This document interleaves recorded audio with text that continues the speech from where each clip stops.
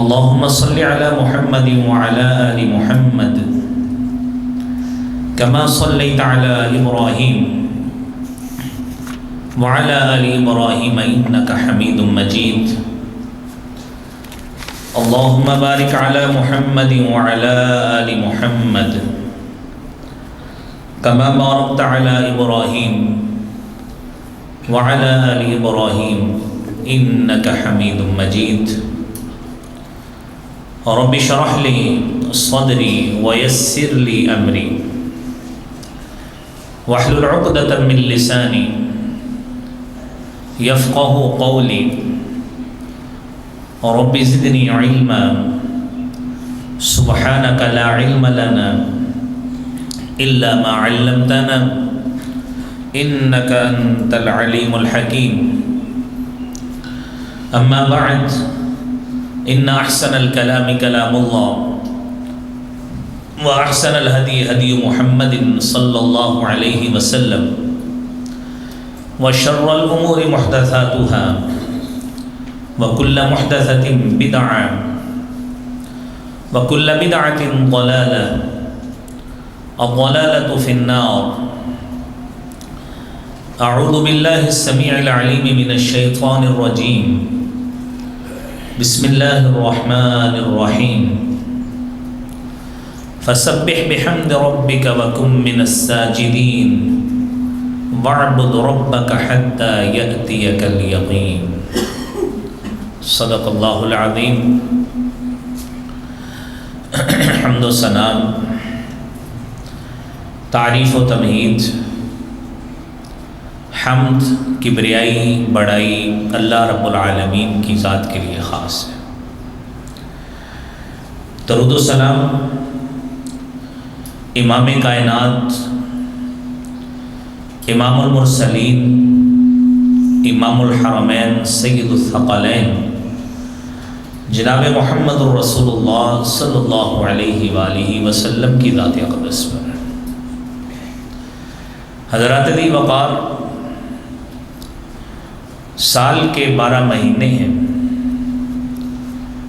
اور ان 12 مہینوں میں رب کائنات نے جو 360 کم و بیش دن بنائے ہیں، دن اور راتیں، یہ تمام وہ اوقات ہیں جو اللہ کے حکم سے کائنات میں ان کا سلسلہ آنے جانے کا تسلسل کے ساتھ جاری ہے،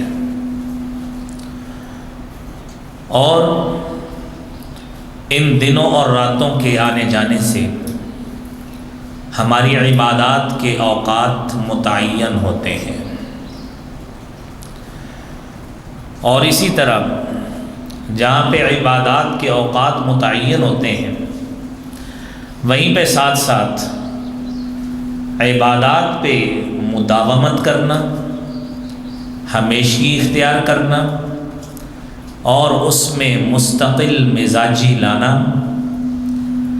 یہ جناب رسول اقدس صلی اللہ علیہ وآلہ وسلم کی سنت مطہرہ ہے۔ اللہ رب العالمین نے نبی کریم صلی اللہ علیہ وآلہ وسلم کو حکم دیا، سورہ حجر کی 14ویں سپارے سے 2 آیات آپ کے سامنے پڑھی ہیں۔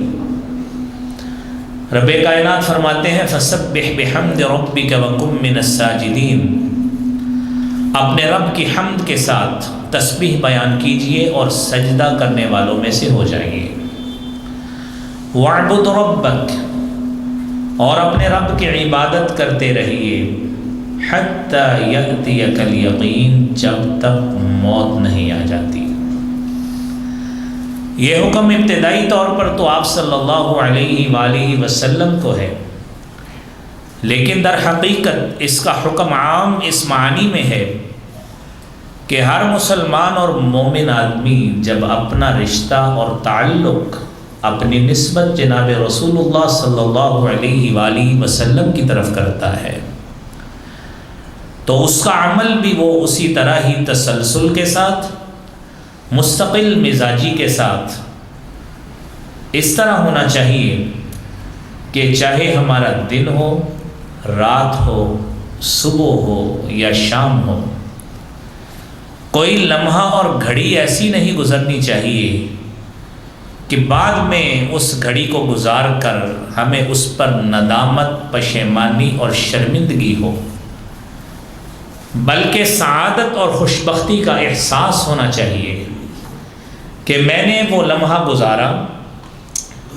جناب رسول اللہ صلی اللہ علیہ وسلم کی اطاعت میں، آپ کی سنت سے محبت میں، آپ کی تابعداری میں اور پیروی میں ہم نے وہ وقت گزارا، رات گزاری، دن گزارا، مہینہ گزارا، پورا سال ہی گزارا، تو وہ شخص کتنی خوشبختی کا اور سعادت کا مستحق ہے جسے اللہ رب العالمین یہ سعادت عطا فرماتے ہیں۔ اور ابھی تقریباً 20-22 دنوں کے بعد اللہ رب العالمین کی توفیق کے ساتھ ہم دعا گو بھی ہیں ساتھ کہ اللہ کریم ہمیں رمضان المبارک کی سعادتیں اور رحمتیں اور سعادت بھرے لمحات اپنی رحمت سے دیکھنے نصیب فرمائے۔ تو اس سے پہلے جو مہینہ ہے وہ شعبان کا مہینہ ہے۔ شعبان کے مہینے کے حوالے سے نبی کریم صلی اللہ علیہ وآلہ وسلم کی کیا تیاری ہوتی تھی اور آپ کے اعمال کون سے ہوتے تھے کہ جس طرح آپ ایک ایک لمحہ وہ گزارتے تاکہ ہم رمضان کے مہینے میں اس صحت کے عالم میں اور اس طرح اپنی صحت کے ساتھ اور مستقل مزاجی کے ساتھ عبادت کرتے ہوئے اسی طرح رمضان کے مہینے میں داخل ہوں اور رب کی رحمتوں کو سمیٹ سکیں، آپ کے معمولات کیا تھے۔ تو یہ باتیں آپ کے ساتھ انشاءاللہ اس گفتگو میں شیئر ہوں گی۔ شعبان کا مہینہ ہے، تو شعبان کے مہینے کو سب سے پہلی بات ہے شعبان کیوں کہا جاتا ہے۔ اس سے باخبر ہونے کے لیے اور اس سے آگاہی حاصل کرنے کے لیے علامہ ابن حجر عسقلانی رحمۃ اللہ علیہ نے صحیح بخاری کی بڑی جامع شرح فتح الباری لکھی ہے اور انہوں نے اس کی وجہ تسمیہ بیان کی ہے کہ وَسُمِّيَ شَعْبَانُ لِتَشَعْبِهِمْ فِي طَلْبِ الْمِيَاهِ، شعبان کے مہینے کا نام اس لیے شعبان رکھا گیا کیونکہ اہل عرب اس مہینے میں پانی کی تلاش میں ادھر ادھر جایا کرتے تھے اور پانی تلاش کرتے تھے، ایک وجہ یہ ہے۔ اور دوسری بات او فی الغارات بعد ان یخرج شہر رجب الحرام، دوسری بات یہ تھی کہ حرمت والے مہینے یعنی رجب کے بعد جنگ و جدال کے لیے منتشر ہو جاتے تھے، اس لیے اس کا نام شعبان رکھا گیا ہے۔ تو گویا دو وجوہات سامنے آئیں، یا پانی کی تلاش میں نکلتے یا جنگ و جدال کے لیے، حرب کے لیے، لوگوں کے ساتھ لڑائی کے لیے نکلتے تو منتشر ہوتے زمین میں، تو اس منتشر ہونے کی وجہ سے اس مہینے کا نام شعبان کا مہینہ رکھا گیا۔ نبی کریم صلی اللہ علیہ وآلہ وسلم کے معمولات اس میں کیا تھے؟ آپ صلی اللہ علیہ وآلہ وسلم کی سب سے پہلی حدیث تو سنیے، کیونکہ ہم نے اس مہینے میں کچھ عبادات کچھ کرنی بھی ہے اور کچھ ایسی عبادات بدقسمتی سے ہمارے معاشرے کا حصہ بن گئیں کہ جس کا تعلق شریعت سے قطعاً نہیں ہے، ہم نے اپنی ہی ذہنی صلاحیت کو بروئے کار لاتے ہوئے بغیر کسی شرعی ثبوت کے اس کو شریعت کا حصہ بنا لیا۔ حضور کریم صلی اللہ علیہ وآلہ وسلم نے فرمایا، صحیح مسلم کی حدیث ہے 1144 نمبر، فرمایا لا تختصوا لیلۃ الجمعۃ بقیام من اللیالی، جمعے کی رات کو قیام کے لیے خاص نہ کیا کرو کہ میں نے جمعے کی رات کو ضرور تہجد پڑھنی ہے، باقی سارا ہفتہ ہم سوئے رہیں، صرف جمعے کو پڑھنی ہے۔ فرمایا ایک دن یا ایک رات مت خاص کرو، ایک رات کو مت خاص کرو قیام کے لیے۔ اور پھر دوسری جگہ پہ ساتھ ہی آپ نے اسی حدیث میں فرمایا کہ لا تخصوا یوم الجمعۃ بصیام من بین الایام، اور جمعے کے دن کو روزے کے لیے خاص نہ کرو کہ میں نے ہر جمعے ضرور روزہ رکھنا ہے اور صرف جمعے کو ہی رکھنا ہے۔ یہ کرنا بھی نبی کریم صلی اللہ علیہ وسلم کی اس حدیث کی خلاف ورزی ہوگی۔ لیکن آپ نے ساتھ توجیہ بیان کر دی اور ساتھ علت سبب بیان کر کے وضاحت بھی بیان کر دی۔ فرمایا الا ان یکون فی صوم یصومہ احدکم، ہاں اگر کوئی شخص روٹین میں روزے رکھتا ہے تو وہ روزہ رکھے، تو اس میں اس کو کوئی حرج نہیں ہے، وہ جمعے کا دن بھی اس میں آتا ہو تو وہ اس میں روزہ رکھ سکتا ہے۔ نبی کریم صلی اللہ علیہ وآلہ وسلم آپ کی سنت سے ثابت ہے کہ آپ سوموار اور جمعرات کا روزہ رکھتے تھے۔ آپ علیہ الصلاۃ والسلام سے پوچھا گیا کیوں رکھتے ہیں؟ آپ نے 2 اسباب بیان کیے، فرمایا کہ سوموار کے روز میری پیدائش ہوئی اور اسی روز اللہ نے مجھے نبوت عطا فرمائی، جمعرات کے روز اللہ کے حضور اعمال پیش ہوتے ہیں، وَأُحِبُّ أَن يُرْفَعَ عَمَلِي وَأَنَا صَائِمٌ، میرا دل کرتا ہے کہ جب میرے عمل اللہ کے حضور پیش ہوں تو میں روزے کی کیفیت میں ہوں۔ یہ سنت رسول صلی اللہ علیہ وآلہ وسلم ہے۔ آپ علیہ الصلاۃ والسلام کی سنت مطہرہ ہے، آپ ایام 20 کے روزے رکھتے تھے۔ ایام مراد کیا ہے؟ یعنی 20 کہتے ہیں سفیدی کو، جب چاند فل جوبن پہ ہوتا ہے، 13 تاریخ کو، 14 تاریخ کو، 15 تاریخ کو، ان تاریخوں کو آپ صلی اللہ علیہ وآلہ وسلم روزے رکھا کرتے تھے۔ تو آپ علیہ الصلاۃ والسلام کی سنت سے یہ روزے بھی ثابت ہیں۔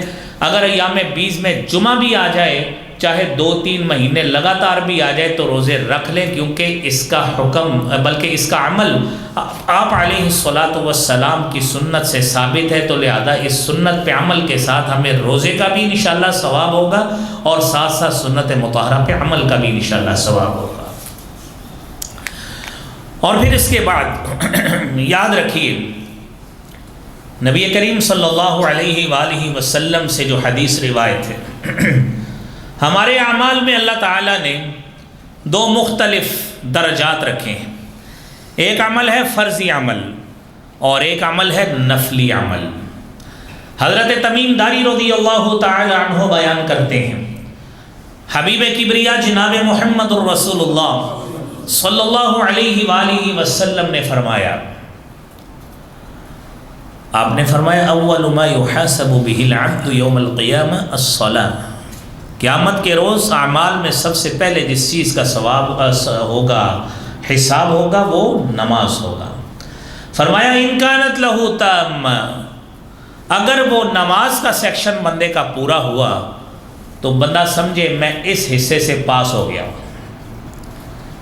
اگر وہ پورا نہیں ہے، کسی جگہ پہ نماز میں irregularity آ گئی، نماز کی پابندی نہیں ہے، کسی جگہ پہ وضو ناقص رہ گیا ہے، کسی جگہ پہ نماز پڑھتے پڑھتے توجہ دھیان ادھر ادھر بٹ گیا، نماز کی وہ کوالٹی مینٹین نہیں رہی جو ہونی چاہیے تھی، فرمایا آپ صلی اللہ علیہ وسلم نے یقول رب تبارک و تعالی لملائکتہ، اللہ تعالیٰ اپنے فرشتوں سے کہیں گے انظروا لعبدی، میرے بندے کے اعمال کو دیکھو، هل تجدون له من تطوع، کیا اس کی کوئی نفلی عبادت بھی موجود ہے، اس نے کتنے نفل نمازوں کے بعد پڑھے ہیں، پہلے پڑھے ہیں، رات کو پڑھے ہیں، چیک کریں، اس نے نفل پڑھے ہوں گے تو اللہ رب العالمین ان نوافل میں سے اس کے فرائض کی کمی کو پورا کر کے اس کو جنت میں بھیج دیں گے۔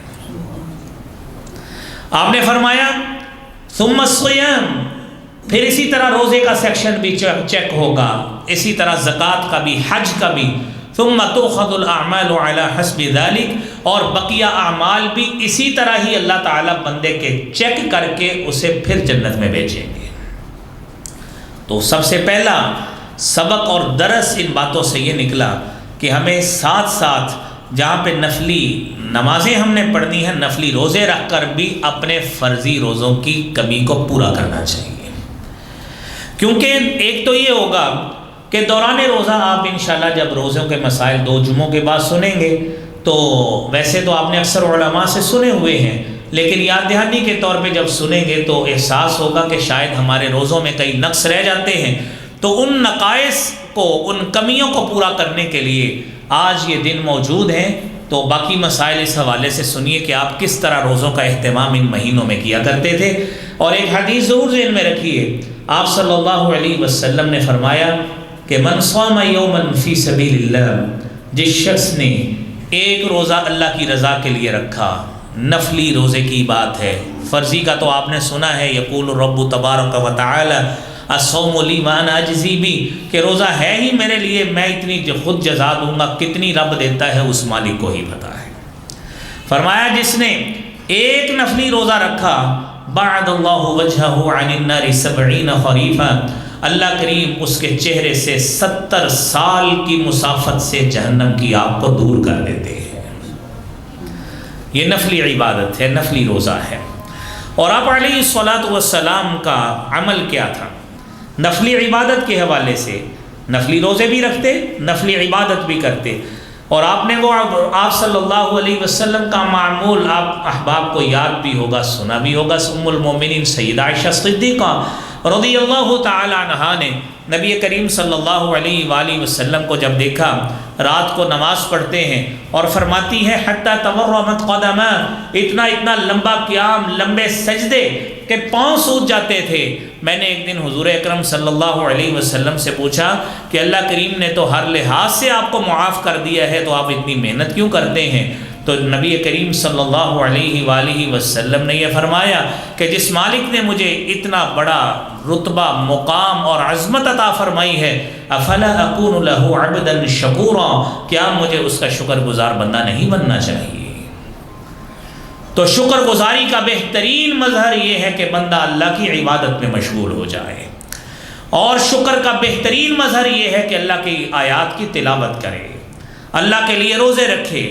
نبی صلی اللہ علیہ وسلم کے یہ شکر کا ہی اظہار تھا کہ سوموار کو روزہ رکھتے تھے کہ اللہ نے مجھے اس دن پیدا بھی کیا، اللہ نے مجھے رسالت بھی اسی دن عطا فرمائی، تو میں اس لیے اس دن کا روزہ بھی رکھتا ہوں۔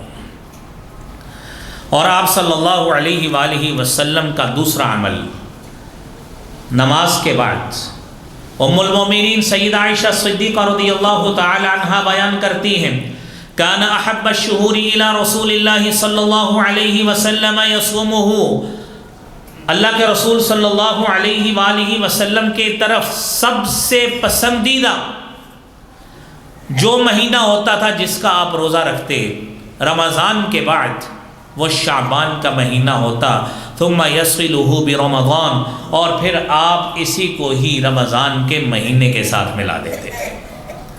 یہ آپ کا کثرت کے ساتھ روزہ رکھنا، اس کی وجہ کیا تھی کہ رمضان کا مہینہ اس کے بعد ہے، تو رمضان کے مہینے کے لیے اس کی تیاری اور اس کی ریہرسل کے طور پر آپ علیہ الصلاۃ والسلام روزے کا اہتمام کیا کرتے تھے۔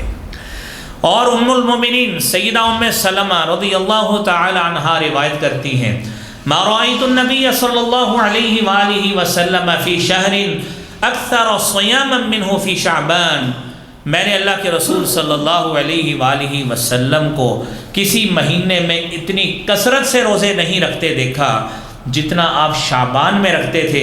کان یصومہ الا قلیلا بل کان یصومہ کلہ، آپ تقریباً سارے مہینے کے ہی روزے رکھتے، اتنی کثرت سے روزے رکھا کرتے تھے، یعنی اتنی کثرت سے آپ صلی اللہ علیہ وسلم اس مہینے میں روزے کا اہتمام کرتے تھے۔ اور ام المومنین سیدہ عائشہ صدیقہ رضی اللہ تعالی عنہا سے تو یہ حدیث مروی، تیسری روایت سیدہ ام سلمہ سے، انہوں نے تو یہاں تک کہہ دیا کہ ما رأیت النبی صلی اللہ علیہ وسلم یصوم شہرین متتابعین، میں نے اللہ کے رسول صلی اللہ علیہ وآلہ وسلم کو 2 لگاتار مہینوں کے روزے جن کے رکھتے دیکھا ہے، وہ شعبان اور رمضان کے مہینے ہیں۔ یہ کثرت کے ساتھ آپ صلی اللہ علیہ وسلم کا عمل اس دن کے ساتھ معروف ہے، اور اس کی حکمت کیا ہے؟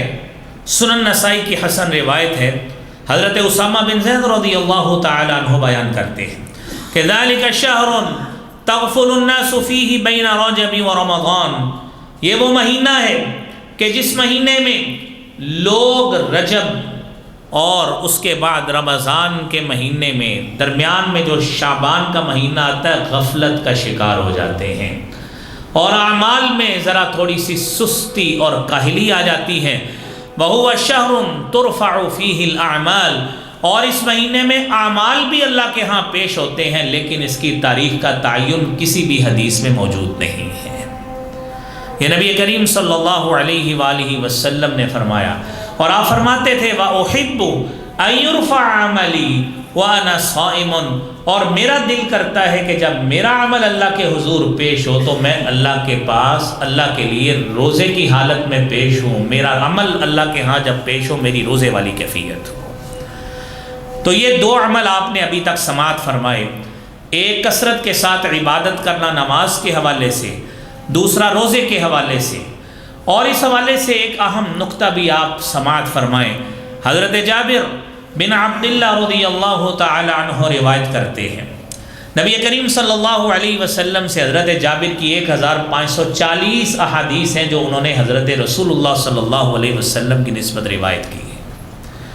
حضرت جابر فرماتے ہیں کہ نبی کریم صلی اللہ علیہ وآلہ وسلم جب اکثر خطبہ دیا کرتے تھے تو کیا فرمایا کرتے تھے؟ ان خیر الحدیث کتاب اللہ، کہ بہترین جو بات ہے وہ اللہ کی کتاب ہے، بہترین حدیث اللہ کی کتاب ہے۔ وخیر الہدی ہدی محمد صلی اللہ علیہ وسلم، اور بہترین راستہ جناب محمد الرسول اللہ صلی اللہ علیہ وآلہ وسلم کا راستہ ہے۔ وشر الامور محدثاتها، اور معاملات میں بدترین معاملہ یہ ہے کہ جب آپ اس دین میں کوئی نئی چیز پیدا کر دیں اور پھر اس کو دین بنا کے پیش کریں۔ یاد رکھنا کل محدثۃ بدعہ، ہر نئی چیز جو ہوتی ہے وہ بدعت ہوتی ہے۔ وکل بدعۃ ضلالہ، اور ہر بدعت گمراہی کا حصہ ہوتی ہے۔ اور دوسری حدیث میں وکل ضلالۃ فی النار، ہر گمراہی اس کا انجام جہنم کی آگ ہے، بدعت کبھی بھی جنت میں نہیں لے کے جا سکتی۔ یہ نبی کریم صلی اللہ علیہ وآلہ وسلم کی طرف سے حدیث ہے جو آپ سماعت فرما رہے ہیں۔ تیسرا کام جو اس مہینے میں بڑا اہمیت کا حامل ہے، لوگ شب برات کے حوالے سے ہمارے معاشرے میں سیلیبریشنز کرتے ہیں اور اس حوالے سے احادیث بھی پیش کی جاتی ہیں۔ آپ احباب وہ بھی احادیث سماعت فرمائیں، اور اس میں پہلی حدیث ہے جو نبی کریم صلی اللہ علیہ وآلہ وسلم کی نسبت روایت کی جاتی ہے امام ترمذی رحمۃ اللہ علیہ کی جامع ترمذی سے۔ آپ پہلے حدیث سماعت فرمائیں کہ ان اللہ عز وجل ینزل لیلۃ النصف من شعبان، کہ اللہ رب العالمین شعبان کے نصف کو اترتے ہیں۔ کیا ہوتا ہے؟ الی سماء الدنیا، آسمان دنیا پر، فیغفر لاکثر من شعر غنم کلب، اور بنو کلب کی بکریوں کے بالوں سے زیادہ لوگوں کو معاف کرتے ہیں۔ آپ یہ اکثر حدیث اخباروں پہ بھی پڑھیں گے، آپ کو میسیجز بھی موبائل پہ آئیں گے، اور ساتھ ساتھ آپ کو ٹی وی ٹاک شوز میں مختلف قسم کے یہ اسکالرز جو ٹی وی پہ آ کے یہ سنائیں گے۔ گھبرائیے مت، اس حدیث کا حکم بھی سن لیجئے۔ جو حدیث بنا کے آپ کو پیش کی جائے گی اس کی حقیقت کیا ہے؟ امام ترمذی رحمۃ اللہ علیہ نے جامع ترمذی میں اس حدیث کو نقل کیا اور ساتھ اس کی سند بھی موجود، اور فرماتے ہیں حدثنا احمد بن منیع حدثنا یزید بن ہارون اخبرنا حجاج بن ارطاد عن یحیی بن ابی کثیر عن عروۃ عن عائشہ رضی اللہ تعالی عنہا۔ یہ سند ساری بیان کر امام ترمذی نے حدیث لکھی اور پھر حکم آگے لگایا کہ میرا آگے اس حدیث کے بارے میں فیصلہ کیا ہے۔ حدیث عائشہ لا نعرفه الا من هذا الوجه من حدیث الحجاج وسمعت محمدا، میں نے اپنے استاد محمد بن اسماعیل بخاری رحمۃ اللہ علیہ امام بخاری کو سنا، وہ کیا کہتے ہیں؟ یضعف هذا الحدیث، وہ اس حدیث کو ضعیف اور کمزور کہتے ہیں۔ کیوں؟ یحییٰ بن ابی کثیر نے عروہ سے نہیں یہ حدیث سنی، اور محمد بن اسماعیل کہتے ہیں حجاج لم یسمع من یحییٰ بن ابی کثیر، حجاج نے اس حدیث کو یحییٰ بن ابی کثیر سے نہیں سنا۔ جب یہ حدیث کی سماعت میں ہی کمزوری ہے تو یہ حدیث ثابت ہی نہیں ہوتی، لہذا یہ قابل عمل ہو ہی نہیں سکتی۔ یہ 15 شعبان کے حوالے سے آپ کو یہ حدیث سنا کر، یہ عمومی تاثر دے کر، اللہ کی رحمت کے بارے میں بتا کر کہ مالک اتنی رحمتوں والا ہے، اس میں کوئی شک نہیں ہے، میرا مالک واقعتاً بڑی رحمتوں والا ہے، اور وہ مالک ان رحمتی وسعت کل شیء، وہ کہتا ہے میری رحمت ہر چیز پہ وسیع اور حاوی ہے، میری رحمت بہت بڑی وسیع ہے، اس میں کوئی شک نہیں ہے۔ لیکن اس حدیث کو جس کا سماع ہی ثابت نہیں ہے، اس حدیث کو اللہ کی رحمت کے ساتھ مقید مت کیجئے کہ اللہ کی رحمت صرف 15 شعبان کو ہوتی ہے، میرے رب کی رحمت کو سال تو سال کے سارے 364 65 جتنے بھی دن ہیں سارا سال ہی رحمت نازل ہوتی ہے۔ اور وہ حدیث بھی سنیے، صحیح مسلم کی حدیث، حضرت ابو ہریرہ رضی اللہ تعالی عنہ روایت کرتے ہیں، ينزل ربنا تبارک وتعالی كل ليلة إلى السماء الدنيا حين يبقى ثلث الليل الآخر۔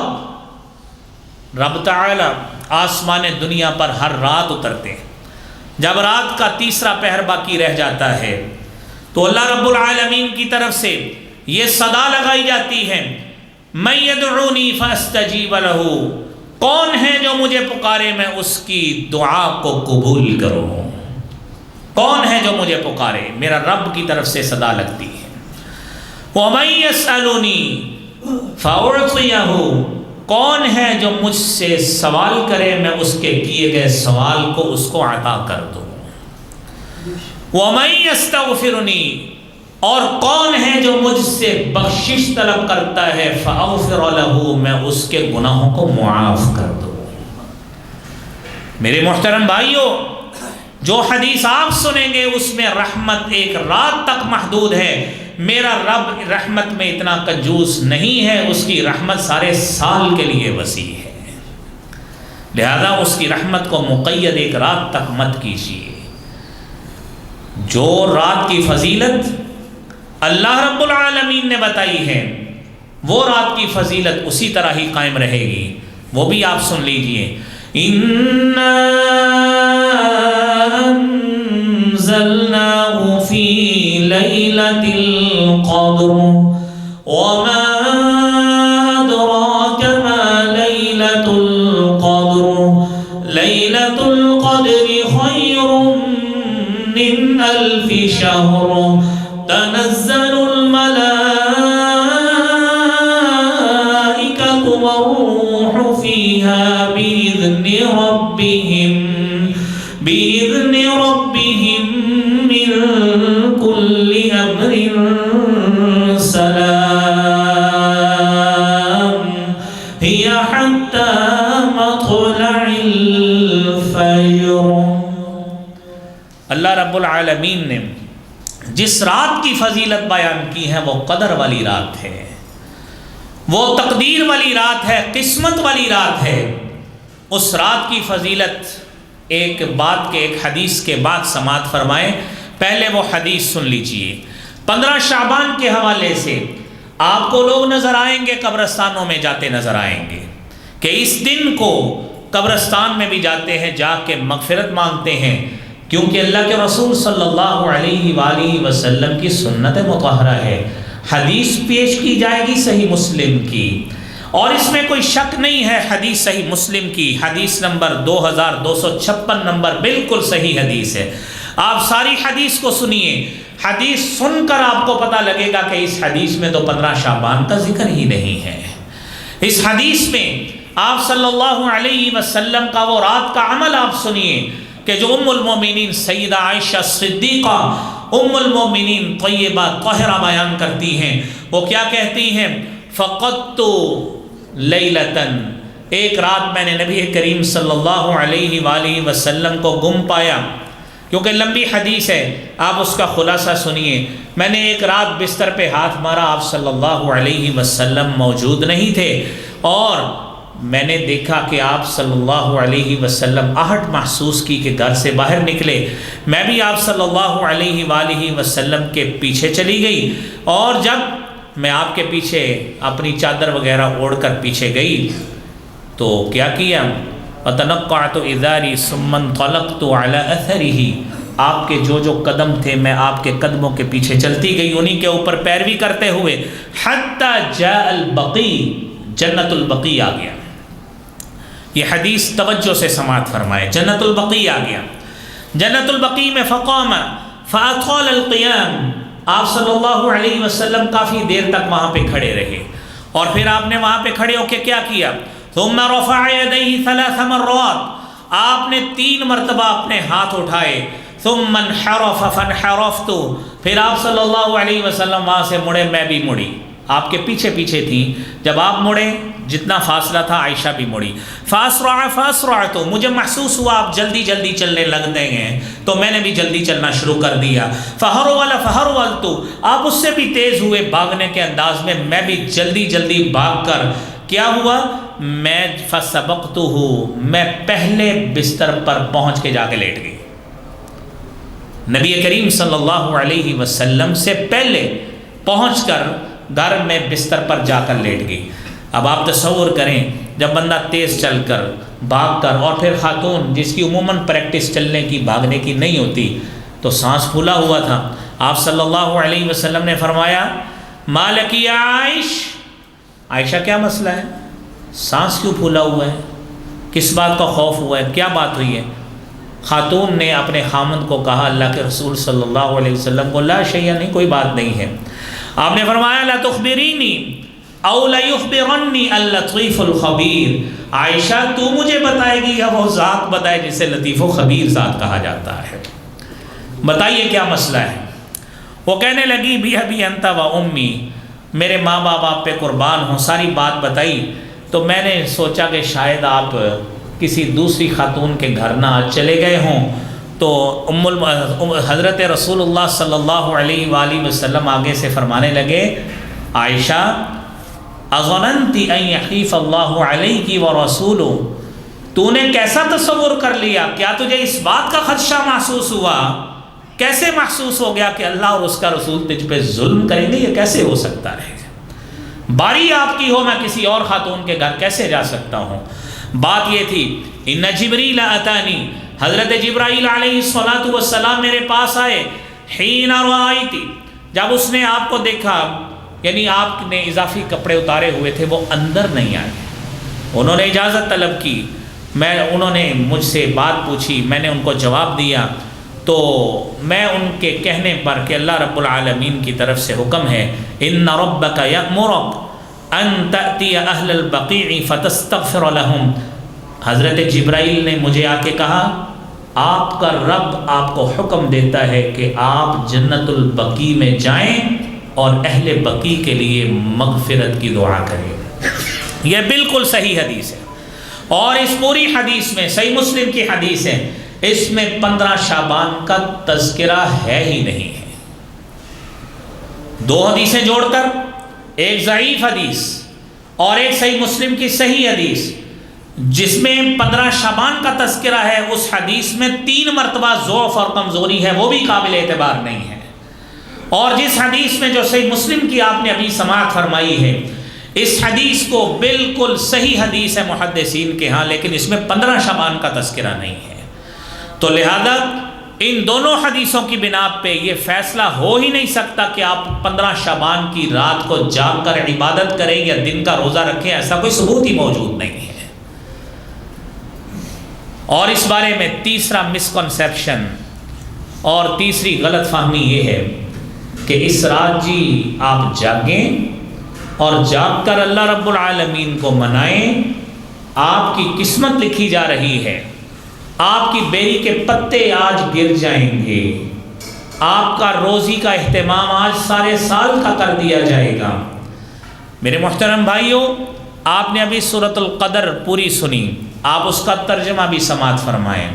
میں آپ سے سوال پوچھتا ہوں، قرآن کہتا ہے اِنَّا أَنزَلْنَاهُ فِي لَيْلَةِ الْقَدْرِ، ہم نے اس قرآن کو لیلۃ القدر کو نازل کیا ہے. قدر والی رات کس کو کہتے ہیں؟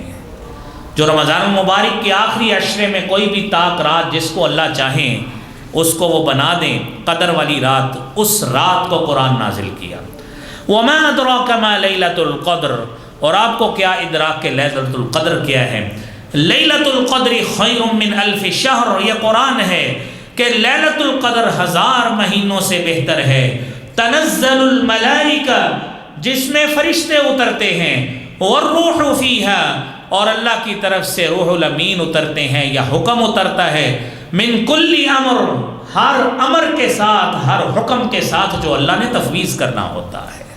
یہ کس رات ہوتا ہے؟ لیلۃ القدر کو ہوتا ہے۔ یہ لیلۃ القدر ہے، قدر والی رات ہے، جو رمضان کا حصہ ہے، وہ شعبان کا حصہ نہیں ہے۔ اور قرآن کا دوسرا مقام آپ سماعت فرمائیں، سورہ دخان ہے، 25واں سپارہ ہے، حمیم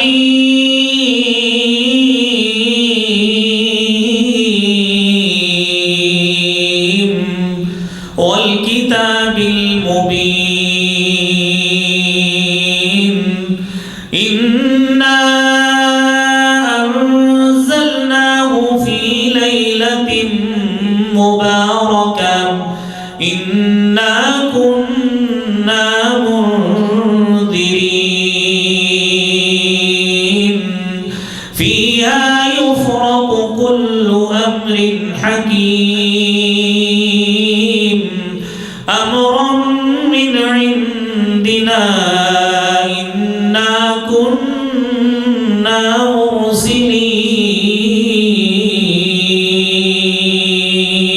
مرسلین۔ جا کے قرآن کو پڑھیے، سورہ دخان ہے، 25واں سپارہ ہے۔ اللہ رب العالمین فرماتے ہیں حامیم، قسم ہے کتاب مبین کی، انا انزلناه فی لیلۃ مبارکہ، ہم نے اس قرآن کو نازل کیا لیلہ مبارکہ میں، یعنی وہ رات جس میں برکت رکھی گئی۔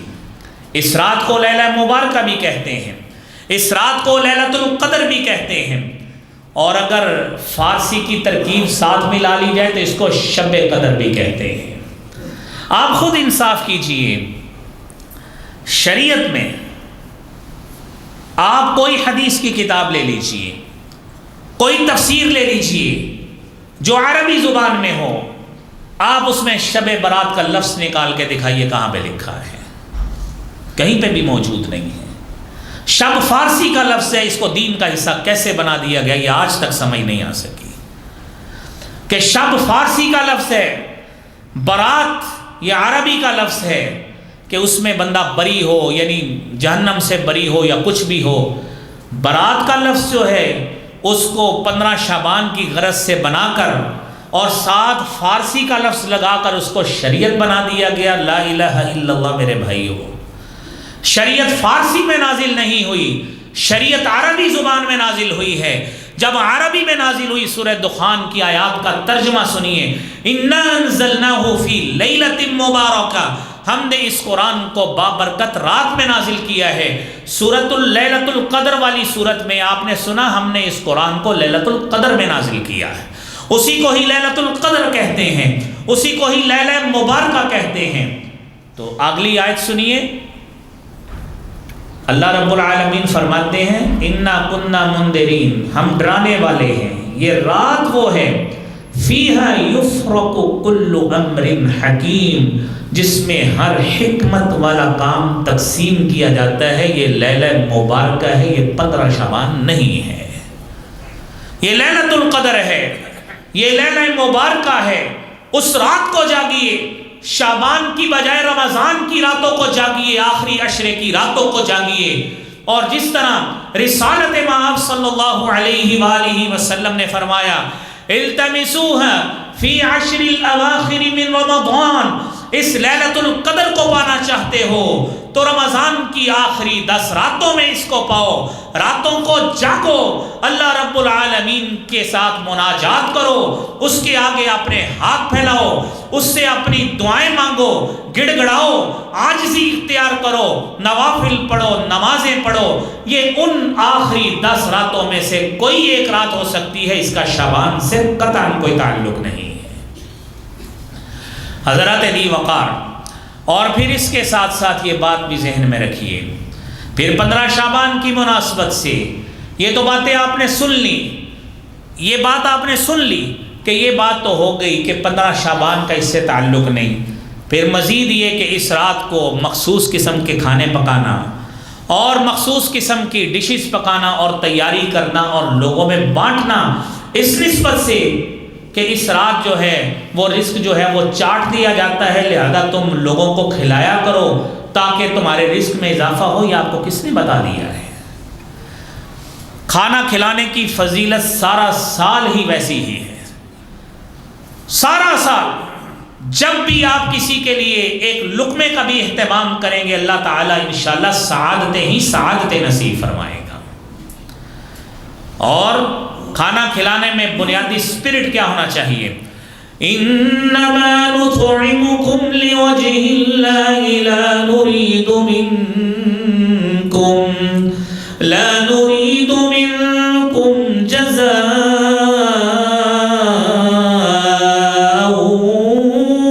ولا شكورا،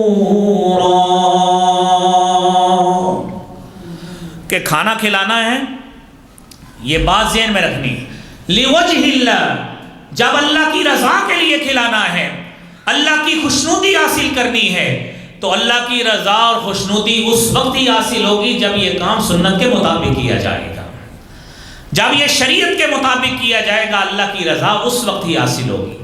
لا نريد منکم جزاء، اہل ایمان کی صفت ہے وہ کھانا کھلاتے ہیں، ساتھ یہ نیت رکھتے ہیں کہ ہم آپ کو اگر کھلا رہے ہیں لا نريد منکم جزاء، آپ سے کوئی بدلہ نہیں چاہیے، ولا شکورا، نہ یہ چاہیے کہ آپ ہماری قدردانی کریں، ہمیں اوپر اٹھاتے پھرے اپنی باتوں میں کہ اللہ نے آپ کو بڑا دیا ہے، آپ بڑا لوگوں کو کھلاتے، ہم آپ سے یہ نہیں چاہتے، اللہ کی رضا چاہتے ہیں۔ جب اللہ کی رضا چاہیے تو اس کے لیے 15 تاریخ کے حوالے سے جب کوئی سند کے ساتھ حدیث ہی موجود نہیں ہے تو اس دن کے ساتھ خاص کر کے اپنے عمل کو بدعت کے ساتھ مت لگائیے۔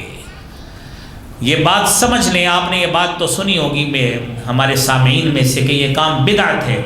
ہر وہ عمل جسے آپ سنت سمجھ کے کریں، ثواب سمجھ کے کریں، لیکن وہ سنت سے ثابت نہ ہو، وہ کام دین میں اضافہ ہوتا ہے، جو دین میں اضافہ ہو، دین میں نئی چیز ہو، وہ بدعت ہوتی ہے۔ اور ام المومنین سیدہ عائشہ صدیقہ رضی اللہ تعالی عنہا بیان کرتی ہیں، حضور کریم صلی اللہ علیہ وسلم نے فرمایا من احدث فی امرنا ھذا، جس نے ہمارے اس دین میں کوئی ایسی چیز ایجاد کی، کوئی نئی چیز پیدا کر دی، ما لیس منہ، جو اس دین کا حصہ نہیں تھی، فہو رد، وہ مردود ہے، ریجیکٹڈ ہے، اس کی دین میں کوئی گنجائش نہیں ہے۔ اپنے گھروں میں اس چیز کا اہتمام کریں، اس جمعے کا پیغام سنیں۔ سب سے پہلی بات عبادات کا اہتمام کریں، اس پورے مہینے میں کریں تاکہ رمضان کی اچھی تیاری ہو نوافل کے اعتبار سے۔ اس مہینے میں کثرت کے ساتھ روزے رکھیں تاکہ آپ کا عمل یہ آپ کی تیاری کروائے، آپ کی طبیعت بحال ہو، پتہ لگے اس موسم میں میرے جسم میں قوت برداشت کتنی ہے۔